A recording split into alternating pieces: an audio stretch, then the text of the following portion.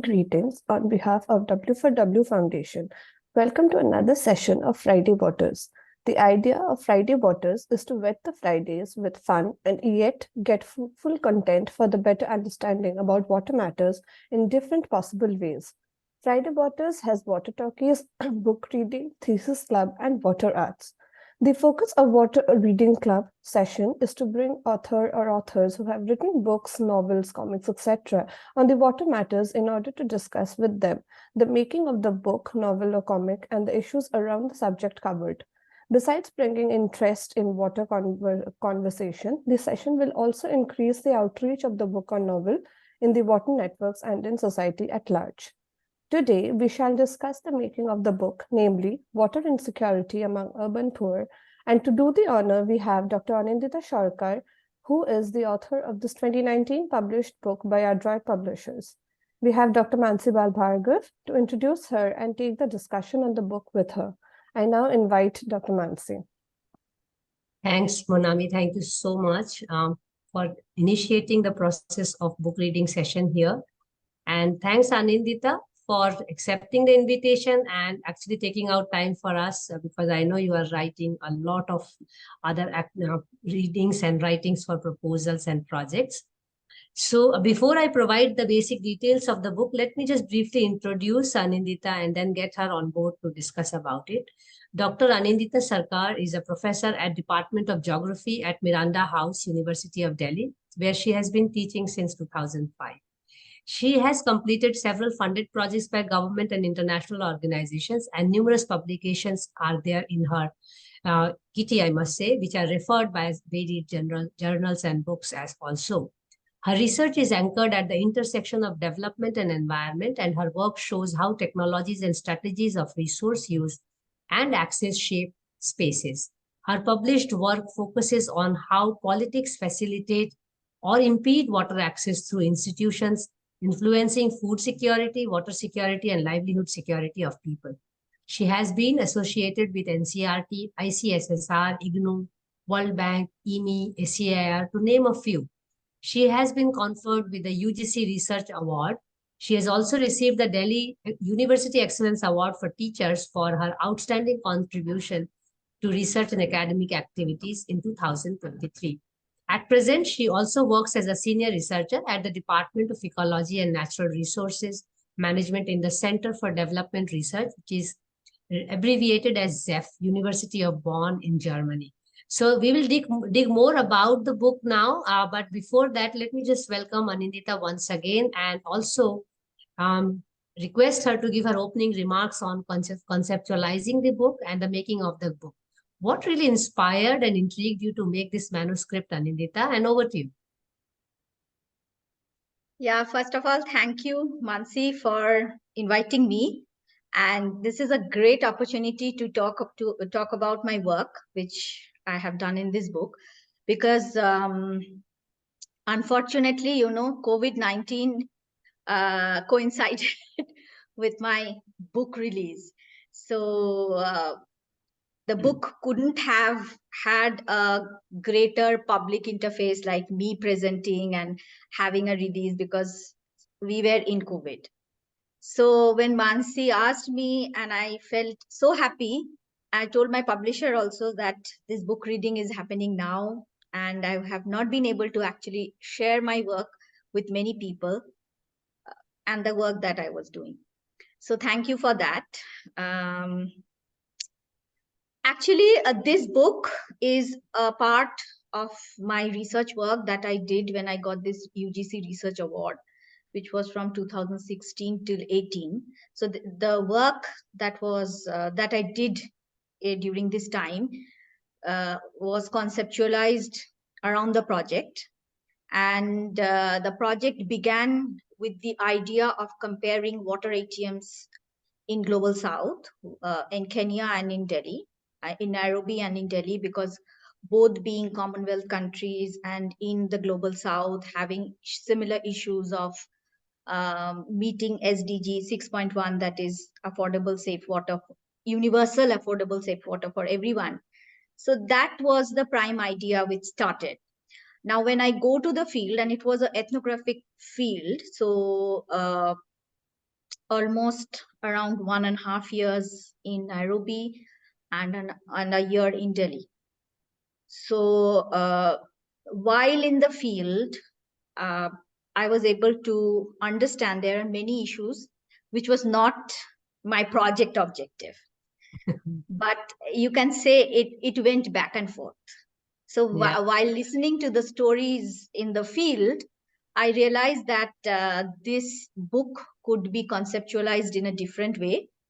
And although the fieldwork is same, but the stories are different and the focus has become different. And the chapter on water ATM is just, I mean, it's a small part, like I think 20% of the book. So rest of the book is about, Mansee is going to talk about it more and we will do it more. So that's how it was started, and then it was conceptualized. And as I said, that I did not plan to publish a book from the work, because the moment when I started the project, after 3 months I was pregnant, and in 2017 I had my baby. And then when I joined, when I finished the project and I joined my teaching job again. So by the time my son was very small and I was kind of proceeding on a childcare leave. But I don't know, in LinkedIn from several publishers, I was getting emails saying that because you're working, and I had already published some chapters in peer-reviewed international journals. So the publishers were already contacting me, asking me that if would like to give manuscript. I was not sure whom to give the manuscript. So Adroit Publishers said that we are going to publish it in 3 months. Will you be able to give us the manuscript? Then I said that, okay, then we discussed. He used to come to my office. That's Miranda House. At that time was in Miranda House. And I gave him the project manuscript. And I said, this is the manuscript. It's very rough. I don't know what is the layout of your book. How would you like it? He was like, this is almost done. Wow. This is already in shape of a book. But we have a style sheet, we have a word limit, so you have to just do it. So, and he told me that we wanted something comparative, because he knew that I was working in 2 slums, 2 cities. But I said that, listen, I have already in touch with Palgrave, and they have kind of told me that my Kenya work will be published there, because they have this water governance series. And so, I will go with my work on Delhi, which is substantial work. Then he said, okay, provided you are going to give me in my time, because I think the publishers have some targets they have to. Well, so it just took off, and I had my good friend Samantha, who was doing her PhD in Rutgers University, and she's also teaching. And she said that, okay, I'm ready to look at your draft, read it through, give you comments if you are willing to turn around your thing, because I had already published some peer-reviewed papers, so I was very careful that the thing is not repeated. So everything was redone. So but essentially did everything all over again without having that in mind. Interesting. Yeah. So coming to the basics of the book, the hardcover book is actually now available in Flipkart and Amazon, and we are going to put the link in the chat box for it. And the brief of the content goes something like this, because it all starts with your observation on economic issues of water. And you already mentioned a little bit on water ATMs. And this is because of the rapid urbanization and fast depletion of the existing water bodies, which leads to, all kinds of stress which we feel. And especially when we talk about urban poor, we are looking at insecurity, and also the sense of insecurity, which you mentioned in your book as well. Here in the book, you have categorically provided insights into some facts, which we are going to discuss, especially on the water injustice, and you do talk about slum and non-slum areas. And there you bring this distinction. The book is quite short, which is good actually. And I have the book in possession. So thank you so much for sending. And actually, thank you, Auntie, for sending it to me. so it has 10 chapters, very well distributed, poised. But yes, as you rightly mentioned, there's a good meat in the water ATM sector, and rest of it is a lot of quantitative work is also there. But quickly going through the book layout, you do start with urban water management and access to water as chapter 1, urbanization and slums in Delhi. And I have very small questions from each of these chapters to take all of us through the book review. Evolution of water supply infrastructure, that's chapter 3, piped water supply in slum and non-slum households. And that was quite eye-opening, to be honest. And accessing water from different sources, that's chapter 5. Chapter 6 is water ATMs, looking at the smart technology for water access. Then another interesting chapter to my interest, I'm just picking up my interest areas, being a water governance scholar, water markets and water vendors, where you really get to see the nuances and the struggle with the government. Everyday struggle to access water, and I think this is also a very deep chapter where you talk about caste, class, and gender. And then last 2 chapters are more way towards and solution seeking, for any scholar who does research. So coping strategies and adaptive responses to water insecurity, chapter 9, and chapter 10 is policy implications and future directions. Let me just come to a very small question from chapter 1, where you mentioned about cost and price, because as layperson, we still live with this notion water is free, fundamental right, and all those blah, blah that goes around. What are some of the objectives which are really ascribed when policymakers or planners or strategists are working on water tariffs? Water Tariffs. tariff. Water tariffs. Okay. I said cost and price because now that copy is going on, we all know there is a economic cost and non-economic cost. Yes. So the price may be the economic cost, and cost we mean non-economic cost. And water is not free actually, because in Dublin conference, water has already been established as an economic good.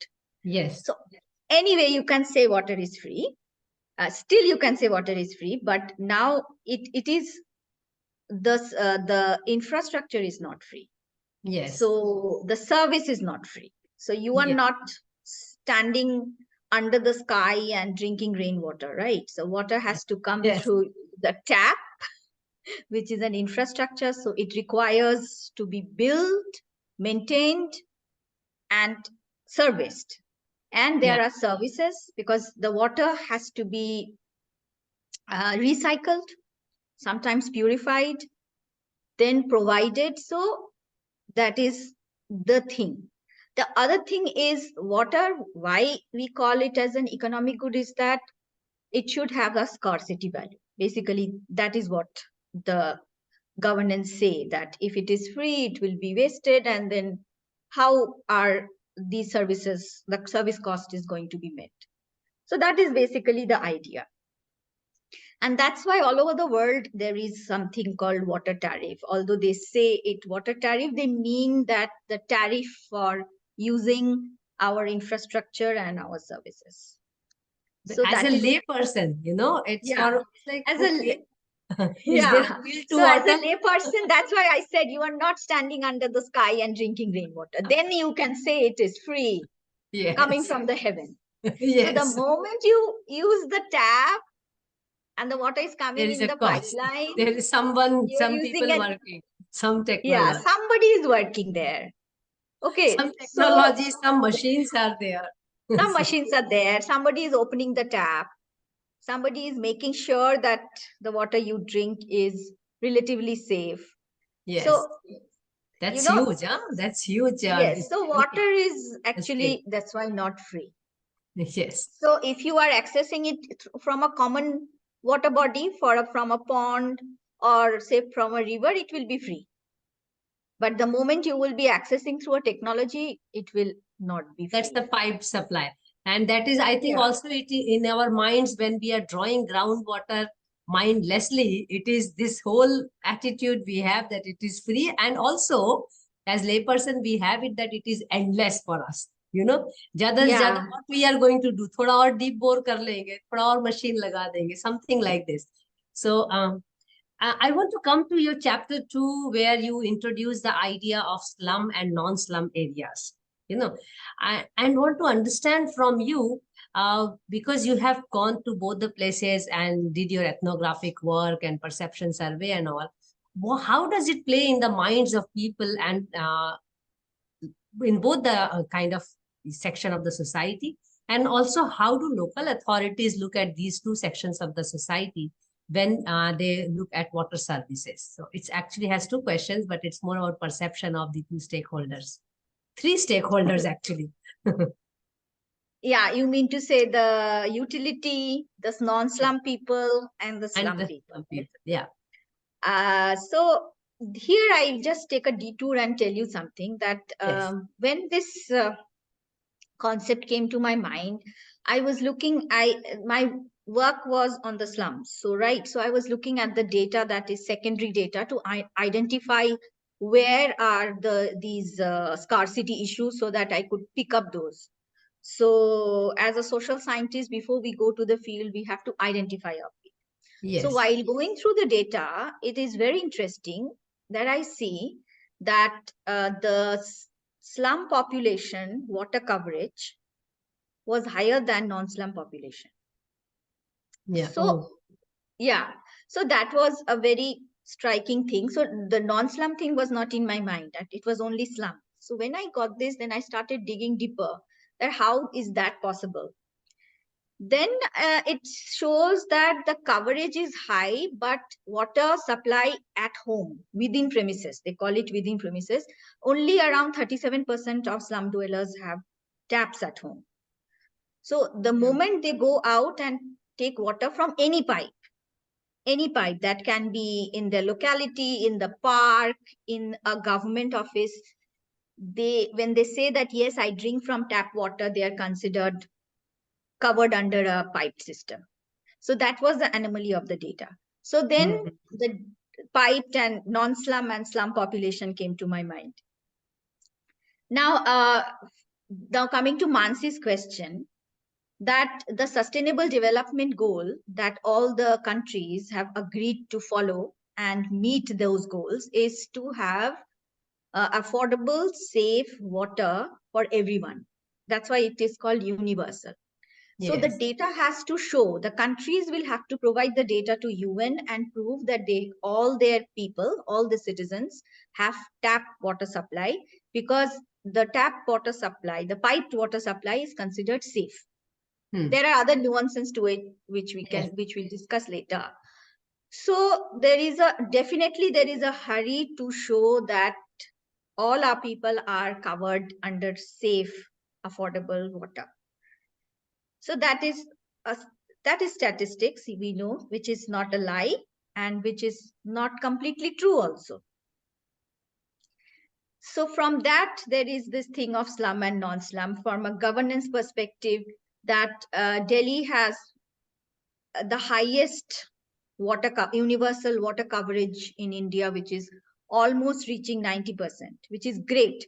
So you have like only 10% left to cover till 2030, and that too 2021 census has not come. So the data that I'm giving you is of 2011 census.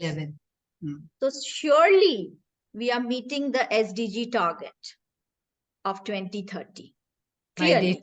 By data. Yeah, by data. So then the governance comes to that when you say that we have covered 100% of people, then there is no water insecurity. Yes. Okay, then the government can say that this is our achievement, right? Yes. Now from the people of slum and non-slum people. People in the non-slum areas, like me and all of us, we feel that we have to pay water tax and they get water free from the taps. Fortunately and luckily, still now in India, your public standpipes are free. By the way, it is not free in Africa. After 1980s, no standpipe, that means no utility, not even a drop of utility water is free. So Wow. irrespective of your economic situation, irrespective of your geographical location, you buy water from whatever tap you are using, whether it is in a highly high rich neighborhood or in a poor slum. So I know for sure non-slum people have this idea that, oh, they are getting water free while we have to pay.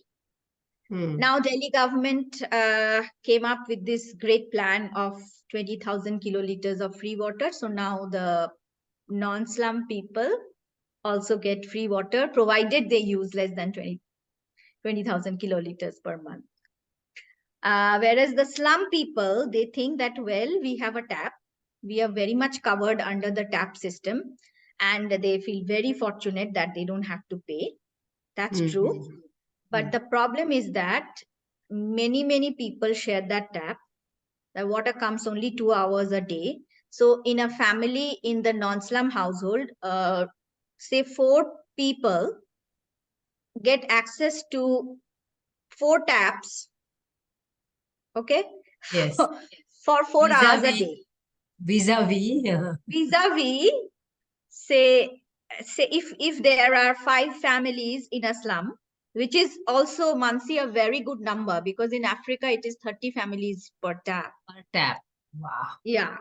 So here, if you say 5 families, that will be also around 25 to 30 people Sharing a tap. having access to one tap for 2 hours. And in the slums, I don't think no slum in Delhi will provide more than 2 hours per day. That is 1 hour in the morning and 1 hour in the evening. So that is what I was looking at. It is about this comparative scale. Yeah. About your location, where geographic location, social location. Yes. Interesting. And I think Delhi Jal Board has been really working with, they have a robust system of water supply.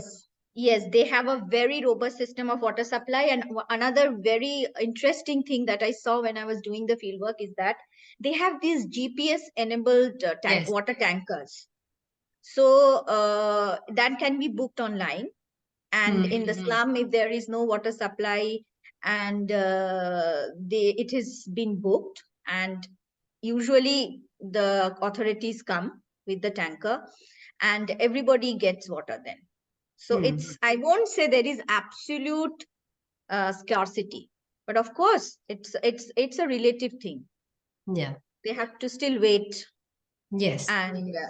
And another thing that we have to also take in mind, that these people are collecting not only drinking water, all the water that they use for domestic purposes. Yes, it's domestic water.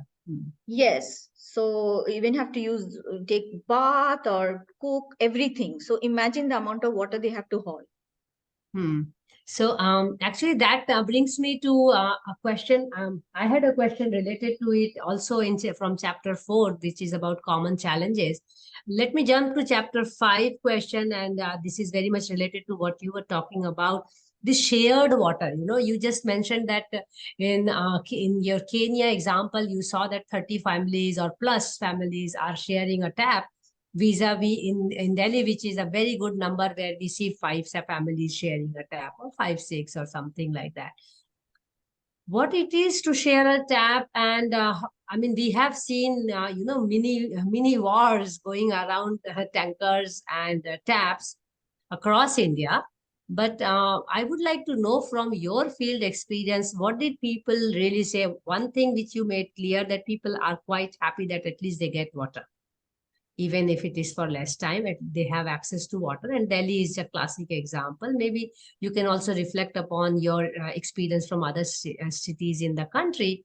But shared water vis-a-vis doorstep water. It is also a class distinction, I mean, you and I are not going to go and look for shared water. We can afford water.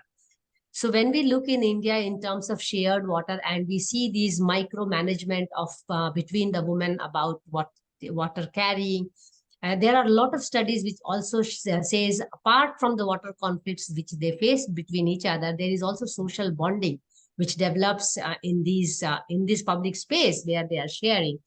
I just need to understand from you, when it is time, did you realize that the communities are self-organizing in some way to make sure that every family gets the desired or the required water in shared situation? What's your experience? Yeah, in Delhi, I did this ethnographic work in Yes. Southwest District, right? Mm. So it's very strange. The slums are within 3 kilometers from my own house. So I mean, the disparity was too shocking. Yeah, I can So if I imagine. want to really humanize that thing, that it's happening next door kind of a thing. So I would say there are challenges and there are opportunities, because these people in the slum, they are aware of the fact that there is one tap and it has a kind of fixed timing. And again, this fixed timing is a blessing, right? Because when when I did my work in Kenya, there is nothing called fixed time. So it's like they make some 50 rounds a day. They don't know when when the water is there. I didn't realize this aspect, that they will only go when they need. Yeah. So here there was a slum. The water would come from at 3 o'clock at night to 4 o'clock at night. So it is highly inconvenient. But at least it is 3 o'clock. You have to go to the tap. So as I said, it's about relativity. Now these people have developed this understanding. Now you can plan that water is going to come in the morning, it is going to come at night. And then I told them that, isn't it a very inconvenient time? The water in the slum is coming from 3 to 5, between 3 to 5, they will say. So still they said, no, it's a good thing, because by 7 we have to buy, because most of these people who live in the slums, even if they work in a 5-star hotel, they are taking their bicycles and sometimes they are riding 10 kilometers to reach office. And the office, if it begins at 8 o'clock, they have to begin from home by 6:30. So water filling and water business must finish by 5. That is why they prefer timed water. Yes. And then they get ready and then they have to go off to work. So there is, as I said, there is opportunity. So, and there is a tap and so many people are going to share. So they have some common sense of rotation, that this people are in the queue and this is how we have to do. It's very informally done. But there are two very major problem and very big challenge. One is that even there is disparity in the slum, that everybody is not poor in the slum. There in the slum also there are rich people and poor people. The relatively rich people in the slums, they have these huge syntax tanks, and they would like to fill up the entire tank so that they have continuous supply throughout the day as and when they want to use it. The relatively poorer people, they have these jerry cans or bottles, small buckets. So, of course, they don't have so many vessels. So they will finish filling up their water, say, in 10 minutes. The ones with big storage, they will take half an hour. Yes. Right. So that is a major major bone of contention. That but you cannot escape that, because they don't have money to buy storage tanks sometimes, and sometimes the space, they live in one room houses. So how many cans? There is no roof. Some people don't have roof. They're on the ground floor. And especially the tenants. Sometimes these people who have 2 rooms, they rent out 1 room. So the moment there is a tenant, there will be a big fight, because then instead of 5 families sharing a tap, 6, 7. Yes. Yes.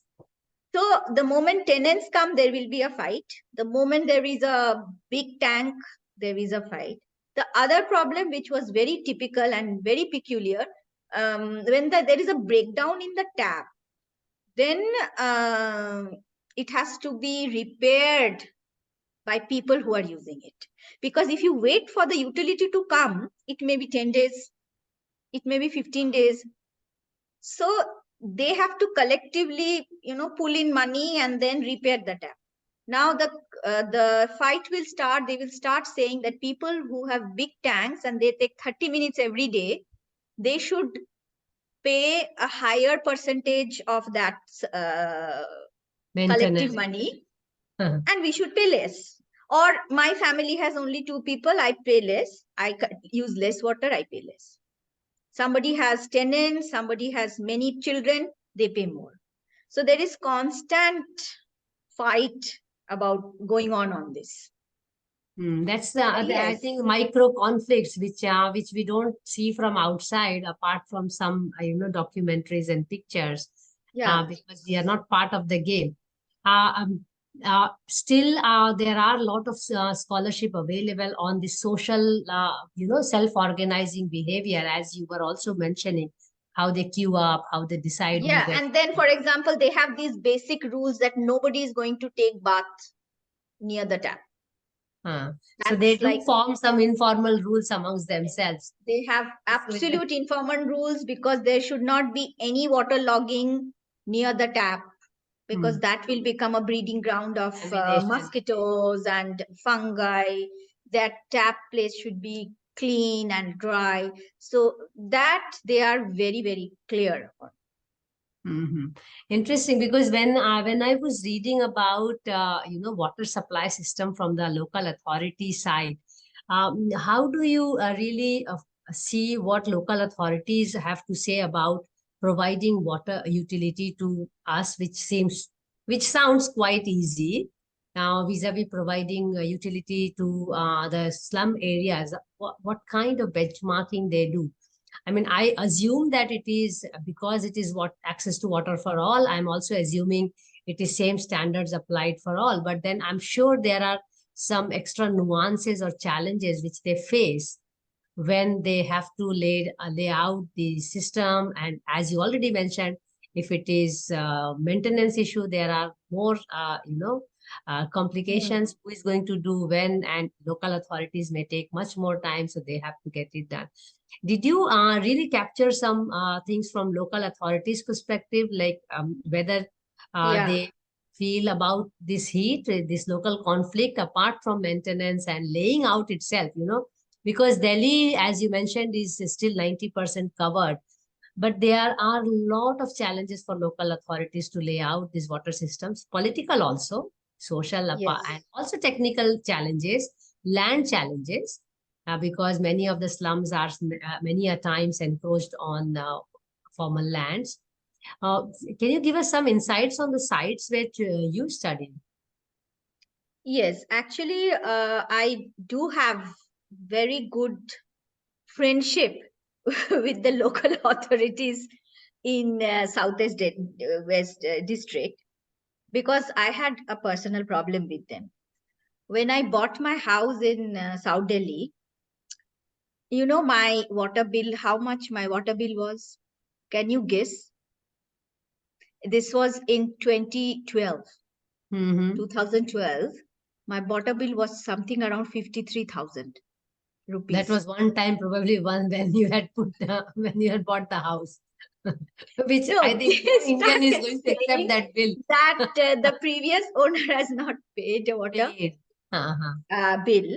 And I said, even if her ancestors did not pay water bill, I have not used so much money to buy petrol that you're saying 53,000 is my water bill. So that your friendship started from there. Yes. So my friendship started from there. And I used to go every day to understand that how this has happened. And they told me that they actually the water utility does all the calculation through private organization, like TCS does it for Southwest Delhi, the water billing. And earlier there was some other company. So they meant to say that probably when these hard copy receipts were getting digitized, some mistake has happened. So, and they gave me their entire cupboard. This is unbelievable. They gave me access to their entire cupboard. He said, madam, if you can find out the physical bill of your house, you can go through all the files, check it for yourself, and we can correct it. You won't believe I used to visit them for days and days. Your research already started with them. So this that's how my friendship started. So when I went to do my research and I met them, they're like, "Madam, aap fir se aa gaye ho?" I said, "Yes, I'm there." And they used to really tell me their challenges of providing water to the slum, and the RK Puram slum is just across the Delhi Jal Board. So I used to really go there. Then they said that, madam, the water supply is not demand driven. It is supply driven. Wow, that's another interesting thing. Okay.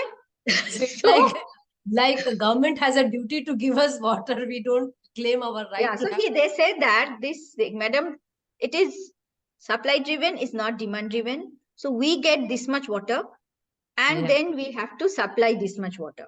And there was this Mr. Singh who was very friendly, and he gave very nice, simple anecdotes. And he would say that, ma'am, you will get 2 hours of water supply, irrespective of how many guests you have, or how many children you have, or nobody in the house. And that I am not deciding that how you plan family or how many guests you call. I decide how many hours I give you water. Similarly, in the slum, we have so many slums. We have one tap. Now, when it becomes too much, then we give 2 taps. So that is the decision we take, how many taps we have to give. Because we don't want any civil unrest. And that is what I call it as intelligent rationing. He said that and when there is election, they will add 1 tap. Okay. That I was about to say, then it is more political. We will provide you water. Then they can add 1 tap. That's all. But the water supply is like that, because we have these rotation that 2 hours in this colony, 2 hours in that colony, the slum will get at night, and then morning. How it will be done, we will tell. And if the supply is less, we will ration. Then the high class neighborhood will get, say, 1 hour. By proportion, slum will get half an hour. And if you guys are getting only half an hour, they will get none. So it's a mathematics is happening in their office, not in our requirements. Yeah, and they say that it's free. So first we will supply to people who pay. Of course. And then to the standpipes. So this is governance calculation. You cannot help. But I see a logic here also. But let us move on to, because this is very interesting. I really feel like now going and asking them these questions. And I will definitely make sure my students go and do these exercises. Yes, please do that. Yes, it's important, because we take it way too much for granted. I mean, we feel and the free water thing also. The water is coming. It's not like that, So I think and if you see free water, Mansee, another thing I would like to add here. This was not part of my project. Because I was only concentrating on drinking water. I was not concentrating on sanitation. Yes. You look at our bills. Yes, the you did. Water bill has the sewerage charge. Yes, it is embedded. It is embedded. Suddenly I see that I have 1,000 rupees water bill. I don't understand that I've spent less than 20,000 kiloliters. So what they have done, reduce water charge, increase sewage charge, and tell people water is free. These are again nuances of working it out. And I Yes. think it is more the job of learned water experts who help I will say sanitizing the politics which is required around water, just playing around and making it a political game for people. I think Monami will jump in here and ask you questions. Monami, over to you. Yeah, then I'll take it back. Thank you. Thank you very much, ma'am. And thank you, Anindita, ma'am, for this wonderful talk. The book is really interesting. I really look forward to reading it soon. I have a very basic kind of a question here. So you spoke about water ATMs and like how well is it accepted in our society? Like, does this actually work in practical lives of the people? Yes, it will work in the practical lives of the people because 20-liter bottle top, bubble top, they call it bubble top, water bottle is around, in Delhi, it's around 80 to 100 rupees. And from water ATM, it will be 4 to 7.5 rupees. So Wow. in 4 rupees, you get 20 liters of water to drink. Wherever it is there, it is successful. The problem with these water ATM is that, to elaborate it, we have water purifiers at home, right? So we just purify the water and drink it. But in the slums, you don't have. So water ATMs are successful because people can go and take their drinking water from there. But they are not a successful business venture, and hence it has not proliferated in other slum areas. Why it is so is that now these water ATMs are in resettlement colonies, that is the notified slums, where Delhi government and government before that, that is before the present Kejriwal government, Congress had already given pipes water supply in their homes because they are eligible for infrastructure upgradation. So that is why they get tap water at home, and they do not want to lug water. They don't want to carry water. So they better drink it from their tap, at the most sometimes boil them.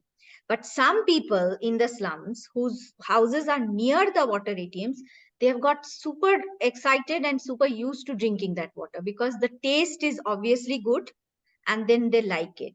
The other thing is that all the bottling companies, they fill water from there and charge much more and sell that water to all the nearby neighborhoods. All Dwarka people, if they are getting these 20-liter bottles, it is coming from these ATMs.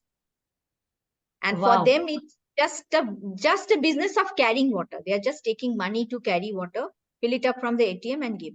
And you won't believe, in the slums, people have said, when the maids especially, the madams give them extra money so that they can fill up water bottles from the ATMs and give them, which is quite reasonable. 4 rupees per 20 liters. If you are willing to carry, people are willing to buy. Because buying a purifier is one-time investment, which many poor people do not have that kind of saving to go for this. Interesting. Can I just ask one question, Manami, before I let you in again? Because there is a serious issue when we talk about gender and water, which is embedded within class and caste. So being women and also now running this Wiki Water Resource Council, which is Women's Indian Chamber of Commerce and Industry, we have realized that most of the time we are talking about women on the vulnerable side of the water stress or water insecurity. But when you look at these self-organized water collection on the shared basis, I'm sure you have also seen the other side of women, how do the leadership emerge there. I know you have not really looked in depth in that part of it, but I would like to get your personal experience. First of all, what kind of gender issues which you realized in your work during this field work? And also, did you really notice this kind of leadership traits among women? Because that will be also something of my personal interest in asking this. Over to you. Yes, there is a leadership issue definitely here, because there are little anecdotes, especially there were a lot of women who were working in the high class neighborhoods, and they used to take small tips and favors, and they would get these filter water, RO water from their madams and give it in the neighborhood, and would be super popular. So, Wow. yes, so they would say that, listen, I will get you drinking water from my madam's house, and you do one thing, you please fill up the other domestic water for me, like 4 buckets. So those kind of understanding was there, that if need be, that will be the thing. Then there were also people who were taking baths in their offices. So they were super sought after. So, Okay. like I will take care of your kids after they come back from school. May I come with you to your office and take bath? So these are self-organized ways, smart Yes, ways. these are self-organized ways of doing things. And then people who would have bicycles, they were very, very popular. So sometimes if there is no tap, they would collect it from taps which are in the parks. That was also one thing. So people with little more asset, that asset can be a bicycle, or a better social capital, that may be a cleaning job in a high class neighborhood, or maybe a job where the office has a bathroom. So So class within class, huh? This is what you also meant. Yes. So this is like class within class. That is one thing. Then I talk about intersectionality also, because water has been one of the modes for exclusion in Indian societies, and we all know that in villages there is a geography of the villages. The villages have a geography that has caste distinction, that usually the low caste people live in the periphery and high caste people would live in the center of the village. Now by default it is also same in the slum. That's why I talk about intersectionality, because migration happens in streams. So people with better connections first come to the cities, and then they would facilitate their neighbors or their families to come, because it is from the for the rural. push factor, people are coming. It's not that they are coming for opportunities, right? So most of the time what will happen, the poor low caste, and in India still caste and class is quite superimposed. So the low caste people would arrive late, because they have less social capital, less contact, less money, and they would be in the periphery of the slum. So once you are in the periphery of the slum, the taps are only added during the elections. So where you have five, where you have five, exactly. So the slum is growing, and how a city grows, a slum also grows in the same way. People start settling in the periphery. I could never imagine this before you told. So, by default, the Dalits will be 10 families or more than 15 families will be sharing a tap, whereas people who are living in the center of the slum, 5 people are sharing it. Till a tap comes, that will be that. And most of the cases, you will see that slums are there on the dumping grounds. Most of the places, and garbage, or maybe around a water body. And the dumping grounds, these Dalits will be located on the higher ground. So then again, problem. Yes. So even if a tap is there, the water will, when the water will come with enough pressure, it will be coming in their taps. So that, and women that, and when you are a woman, you have, anyway, you have difficulty in lugging water. Then if you are a Dalit woman, you are, you have double deprivation. So that is very, very much visible. And ethnographic fieldwork comes out very distinctively. And so they say that, yes, there is no casteism here, but by default, we are not sharing the taps.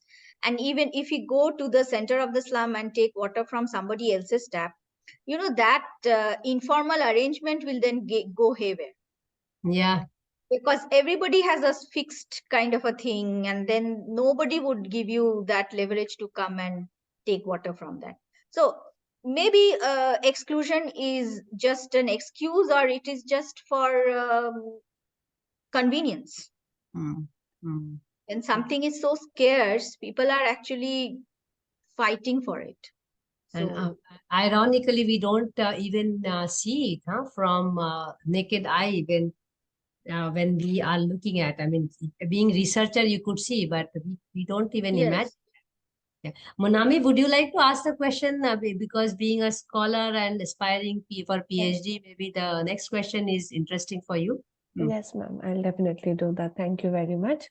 To Anindita, ma'am, if we are just reflecting on chapters 9 and 10 of the book, so what would be like the coping strategies for the urban poor, and what would you say would be a future direction for young scholars like this, like me, in the scholarship area of like water? Like, what should our focus be in that case?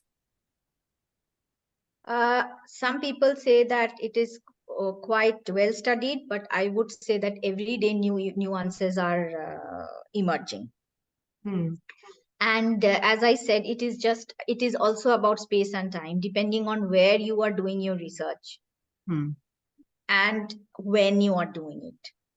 So these are the two things. And sometimes, as I mentioned in the beginning, that you go with an objective, but when you go there, then you find different things. So coping strategy, for example, I will tell you, there is, because Mansee told me that this discussion should not be very academic. It has to be from my heart and from my experience.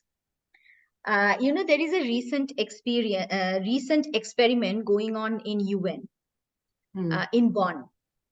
So what they have done, they have put a big notice on all the washroom doors, which say the toilet cannot be used, dysfunctional, something.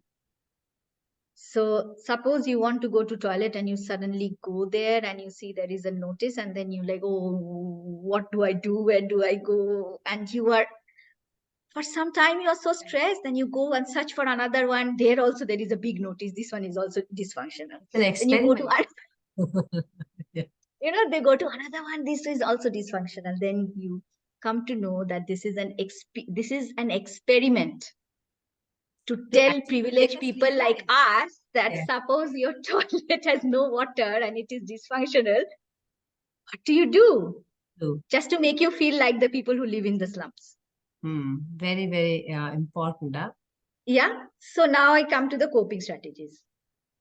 Coping strategies, again, you will depend on where you are located. So, in the slums in Nairobi, people relieve themselves in plastic bags because there is no water in the washroom. They don't have washrooms. The public washrooms also do not function. So they call it flying toilets. They relieve themselves in plastic bags. They just pack it, and at night they just throw it in the river, throw it at the roadside, however it is. So can you imagine such unhygienic practice they are doing? So in Delhi, as I said, the coping strategies depend on your neighbors. If you don't have water, what will you do? You will go and ask your neighbor who is a cleaning lady in, say, suppose in a high class neighborhood, so that you go together and request for some water.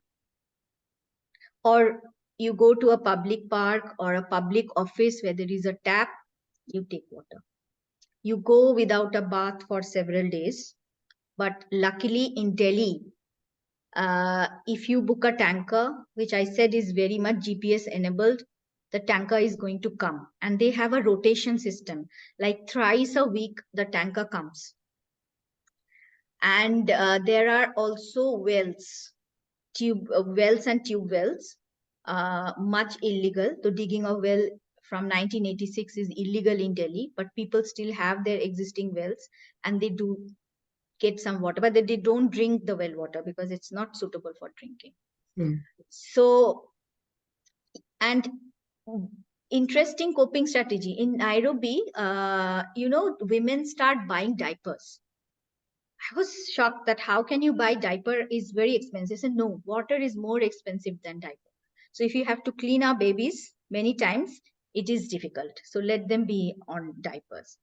So that is what I said. It depends on the relative scarcity, where you are and what is the challenges. In Delhi, if there is no water in the morning, definitely it is coming at night. And if it is not, a tanker is being sent to you free of cost. So which is not like that in Africa. Because in Africa, this is again news to you all, in all neighborhoods, irrespective of in what zone you are, water supply will be only 3 to 2 times a week. That's it. Irrespective of where you are located. So if you do not have big storage tanks, even in a high-end apartment, you will not have water for days. And I myself used water from swimming pool. This is very strange. They have massive swimming pools and fountains. They will not have water in their taps. Wow. So, yes. And, for example, there is physical shortage of water and there is also shortage of infrastructure. There is no pipe. So they cannot supply in certain areas. So that is why they have these ATMs, which are not connected to pipes. The water comes in the tanker and they fill that once. And the pipes have, they are, illegally broken and water is stolen. Interesting. Okay, let me just open the floor. Anindita, thank you so much. And thanks, Monami, for asking these questions. If there are any questions from participants, please ask or type your question in the chat box. And meanwhile, I will also ask a very few questions now related to some concepts which are used there. I was really touched by two things which you mentioned. One is, the fear of crisis. So one thing is actually having the crisis per se, but the another thing is the fear of insecurity, that there will be crisis or I may have crisis, as you showed through the game which is played. How do you think the governance actually plays into both these aspects, the fear of crisis between, the slum and non-slum, or, is it used as a justification for privatization, the fear of crisis or the fear of insecurity? Let me ask that. Yes, this is kind of established in literature that yes, fear of crisis is used as a justification for privatization, because the ATMs that are established in Delhi are private initiatives. They are basically CSR initiatives of big private companies. And in Nairobi also the ATMs are donor funded. So it is, and World Bank did massive amount of studies in the early 90s. They say that if poor are paying the private vendors and buying water, we will provide cheaper. Why not buy from us? So that is also privatizing. It is internalizing the privatizing. So they are saying that is already commercialized. You are buying from small water providers. Buy from us. Isn't it? For example, you are already buying these 20-liter bottles from private vendors. then buy from Sarvajal or Primal, Sulabh. Why from your local vendor? So this is because that is they how have the more market. opportunity to upscale the project. They can make it larger project than the local vendor. Yes. It's about Now, market. correct. Exactly. But now, as I told you, that water provision is a part of immense amount of vote bank politics is there around water. So you giving a tab gives you many votes just by giving a tab. You are able to capture that popularity. So, and it is also established, and it is very simple to understand. Making the entire infrastructure private is not possible because it is huge, and piped water supply has a monopoly. So if you are owning the entire system, it's a very big deal. So privatization, not only in terms of water ATMs, privatization in terms of selling water purifiers. The amount of water purifiers are sold in Delhi, the servicing of those water purifiers, they are also private. Then privatization of bottled water. Why we have bottled water? Because your municipality taps do not have safe water. So there is this funny incident. My director in Germany told that he was living in Nairobi for a very long time. He worked there.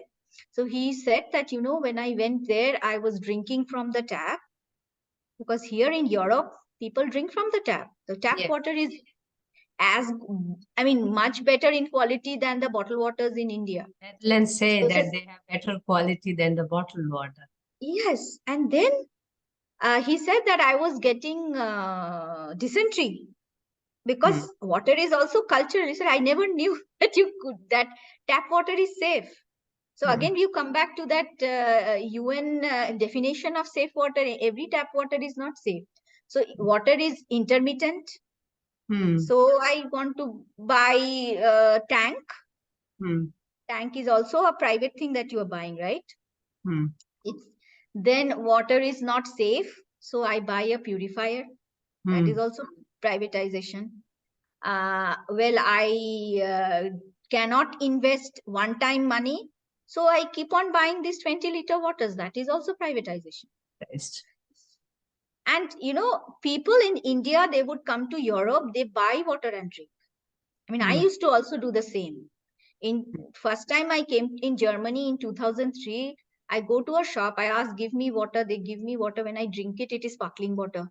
I don't understand why they're giving me sparkling water. When I ask them water, they give me this sparkling water. Then I asked my friend that why are they doing that? He said, nobody buys still water. You get it in the tap, go to the bathroom, fill up water and drink. So when you go and ask for water, they give you sparkling water. That is also a very cultural thing, that privatization is kind of inevitable. Yes. Because if water is intermittently supplied, and if it is not safe, if one is able to afford, they will do it. It's quite inevitable. And that's why there is also a thing of hybrid water infrastructure. That there is a student here doing PhD in Berlin. He once interviewed me. He is working on the economy of water storage. He said that in global north, there is no concept of water storage because there is continuous supply in the tap. So only in global south, there is the concept of water storage. And he's working on economy of water storage because that is the issue in global south. You do not have continuous water supply. You have to store it. And insecurity, fear of crisis. Yes, exactly, that you have to store it.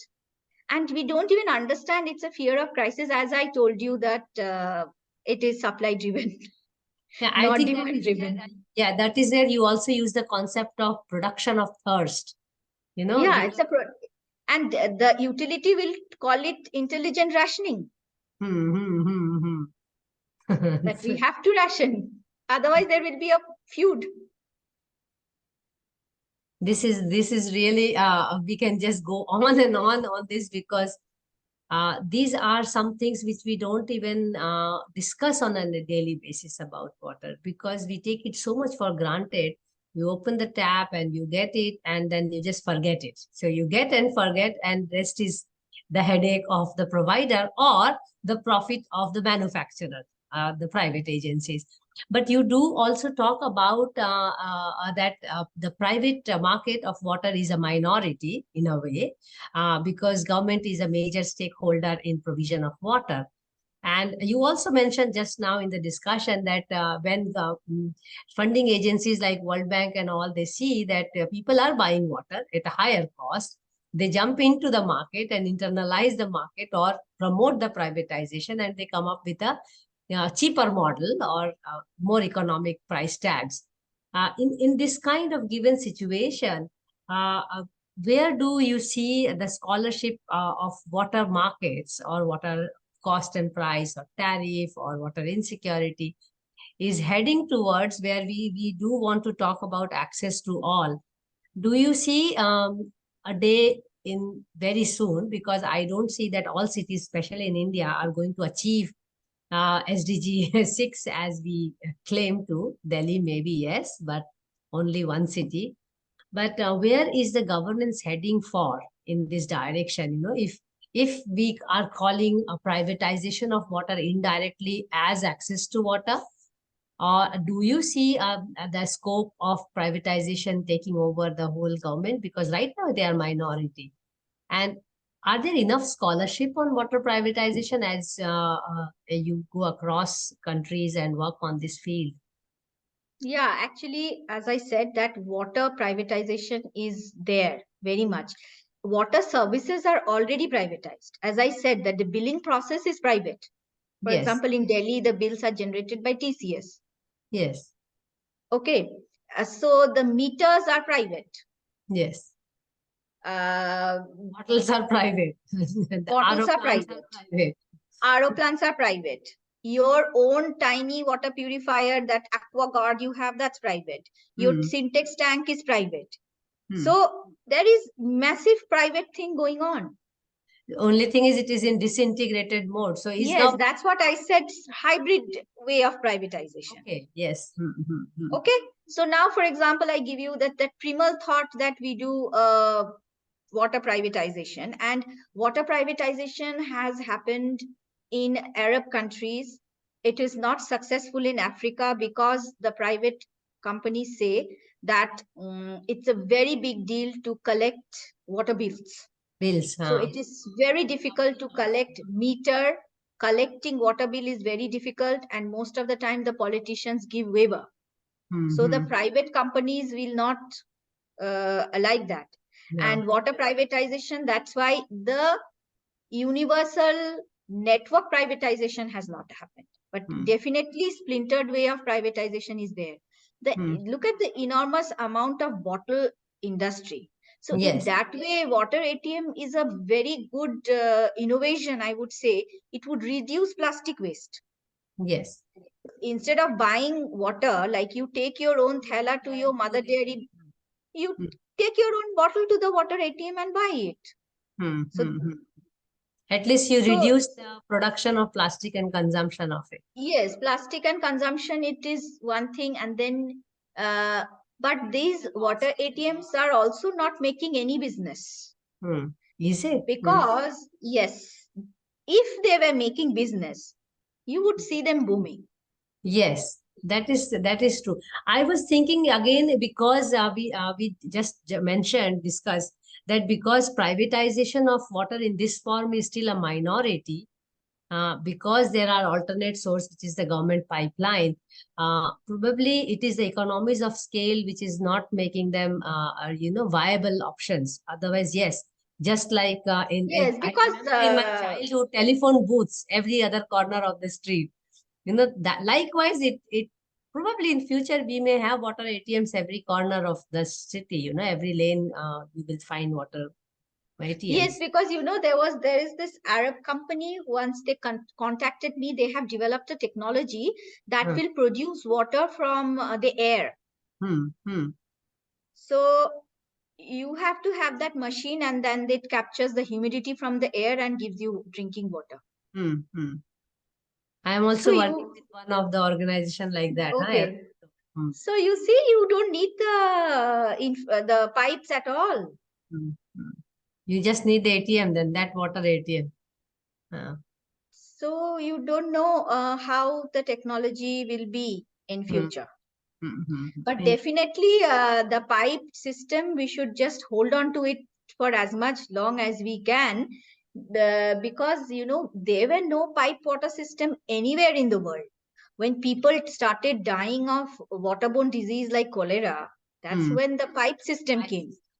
And when it came to in the colonies, the colonial powers, the officers were living in the colonies, their families were getting waterborne diseases. They said, okay, now let's have infrastructure here also. And that's how they started developing the infrastructure.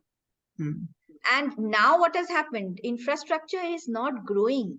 Population is growing. There is huge amount of pressure in that infrastructure.